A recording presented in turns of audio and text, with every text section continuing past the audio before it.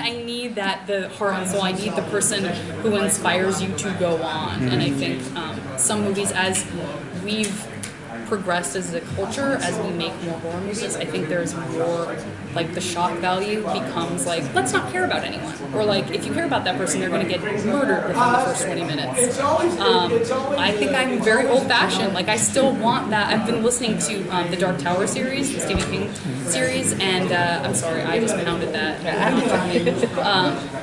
And same thing. He just writes these, where you're like, I care so deeply about these characters, because here's this kid that I want to live with. Here's this talking dog weasel raccoon that he has, that the little kid has. And those bonds, I realize for me, are what kind of keep me going to withstand the horror. Otherwise, I'm like, great, this was depressing as hell, This is kind of off the cuff, but Rick and Morty, it's so nihilistic and yet smart, and it seems like that's coming more and more to see in writing, like with this show and with Rick and Morty and shows like that. They hide this subtext in there, and you get like a really great,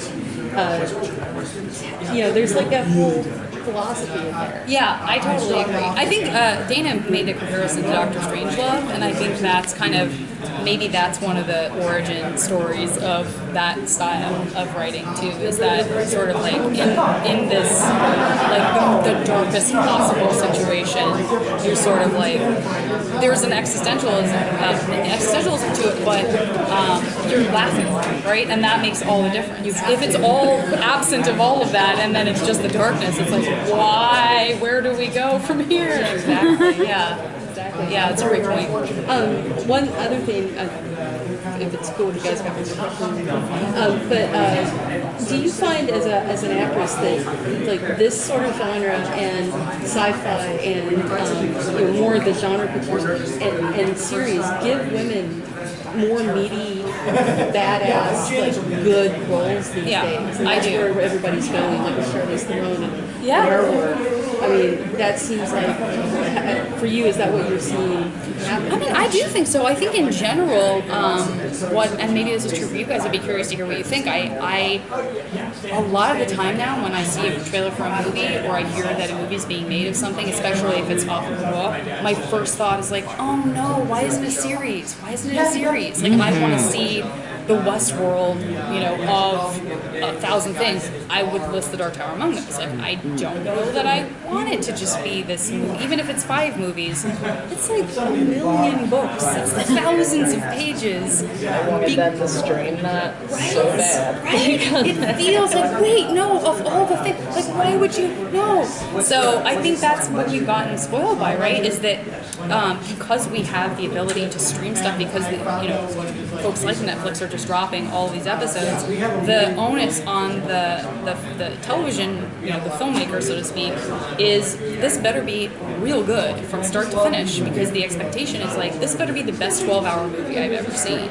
And so, and why wouldn't you want that as an actor too, to really get to perform that character so much and get time to develop backstories and stuff like that, and so, like I love Sense8, and I am so, that show takes its time so hardcore, to the degree where you're like, this is another music video montage where everyone's just like having sex with each other and smiling, and there's rainbows of glitter everywhere. But I love that, because they take time to do that. It also means they take time to just like have this quiet moment with that phenomenal Korean actress from the Post, who's just like brilliant, and then they'll have like just a silly, goofy, loving moment with the Spanish actor who plays the Mexican.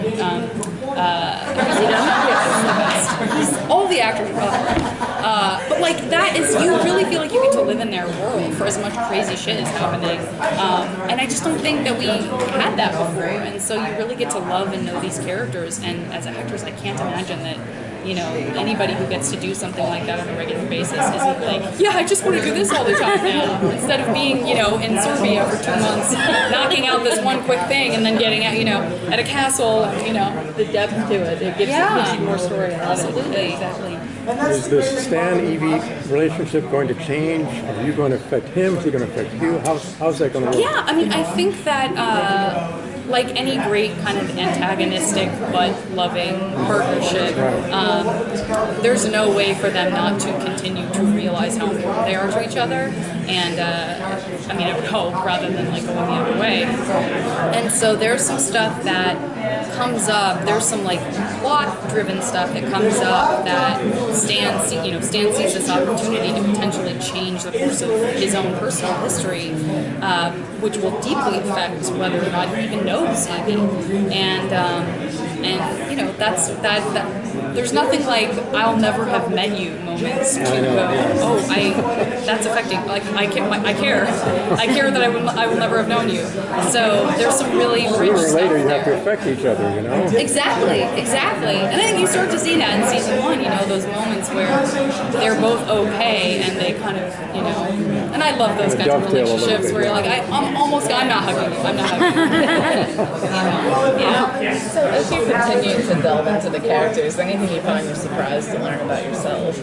About myself, me? Yeah, That's a great question. I mean, the thing that springs to mind that has been on my mind since it happened was honestly one of the last nights we were shooting, Johnny and I had a really emotional scene to do, and it was, you know, we had been working for the season, and it was like this sort of light, misty rain that everyone was afraid was going to turn into a torrential downpour because it just rained a lot on us, and we had to really, it was amazing to see our crew go, wait, what can we do right now? Let's get something. But in this case, we didn't know if it was going to turn into a real downpour, but instead it was just this like cool mist, and we were shooting this scene, and I really had this moment of I felt something when we finished, and I couldn't immediately identify it. This is going to sound so stupid, and then all of a sudden I was like, I love acting. Oh my god, I love acting.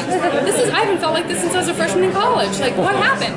Because for a long time I turned my back on that. I was like, no, it's not. It doesn't make sense. It is not important enough, and it's about physical things that I don't want to be judged for. And I was just really shitty and snobby about it when I lived in San Francisco, because like it's cool to be, you know, just like not into that stuff. You live in San Francisco, and I love comedy so much, and that's been, you know, what I've been doing predominantly. And only with this show and with Legend of Korra, which is very different because you're not acting like this with someone with cameras, have I really had those moments of like, oh, I really feel something deep here, and like this is, you know, this feels important somehow. I hope that people have that all the time with whatever they do. I hope they have that moment of connection of like, I'm really proud of my job right now. I would wish that for everyone, you know. With movies like Cabin in the Woods and Tucker and Dale vs. Evil and your show Stand Against Evil, it's okay. Listen, exactly. Dana called it Stand versus Evil for like 2 interviews last week. We were like, you know, that's not going to help with the Ashford that thing, which, like, it's totally, he wrote for, I mean, he's like, he doesn't care, but it doesn't, I was like, this is not, you gotta say it. Do you think we're going to get more of a resurgence of this, like, Evil Dead style comedy, like getting that horror and comedy element? Do you think we're going to get more of a resurgence of that? I mean, I'm always ready for more of that, because like I said, that's what I respond to. I need that relief, and I like things that are self-aware, which is why something like Cabin in the Woods, you know, I think is so fun for us, and I like homages to stuff. I don't mind. I don't need to see something that's like, this is so starkly original, I've never seen anything like it before in my life. I welcome that. That's great when you stumble across that, but I think it's also okay, especially in comedy, to, you know, bring the audience in and be like, hey, we're all super nerd fans, right? You get this. Like, we're inside this thing, right? I think that's a real phenomenon, and I think that will keep happening, you know, because I think that's people see like what we're responding. Even like Guardians of the Galaxy or Deadpool, right? That feeling of being on the inside of something seems so much better received than just like, here's a presentation of a Batman, for me anyway. I want that kind of like, I know what's going on here, you know? So what is something you nerd out about personally? I nerd out. I guess I've already nerded. What have I already nerded out about? Sense8 I nerded out about. Yeah, you're very passionate about. Well, it's just adorable. I just think it's so great. It's so. It's like what if you're worried about the state of affairs in the universe and in the country, and then you see a show like that, you're like, oh, we're gonna be okay, everybody. Let's hug. Like it really feels like that to I me. legit shed tears when the second was canceled. Well, then now they're doing another one. No one's gonna at least that. Yeah, I've been anti-binging, which is I've like not watched the last 4 of the second season. I just want to save it. I just want to know it's there. It's there. So I love that. Yeah. Sure. And then I have not made it a secret that my favorite movie is Tron, like the original Tron. I just love it so much. It's just one of those things that like sunk in at the exact right time for me as a kid, and I still love it. Like I could watch it today and be like, such an important movie. It's so ahead of its time. Yeah. Final question about the show. Sure. So, Evie, even though she's like the most confident character on the show, is also the one that finds herself constantly in peril. Because you're like every episode, we're like, oh, again, I've been captured. So, is that part of the fun for you, or are you seeing it as a learning curve where she's going to start getting the drop on some demons? That's a great question. Does she ever really get the drop on anybody? And I'm trying to think if season 2 is any different. No. Still being tied up? I think there is, it's funny that our last episode in season 1 had that Groundhog Day element to it, because I think that started to be her life in general, is like, again, this happens, again. And that, somebody over there had said like, so why doesn't she just like take her daughter and move away? And I said, I think she and Stan have this like gross stubbornness that they both were like, well, eventually I'll overcome this, right? Like, I'm not going to be one-upped by this thing, this horrible thing. Like, you sort of becomes this checklist. Like, I gotta get through this. So We're just doing a oh no, sure. Thank you. You've heard of him, you've seen him, you love him. May I welcome Noah. I'll go, by the way. I'll go. Oh, John, say back up. Thank you. Thank you.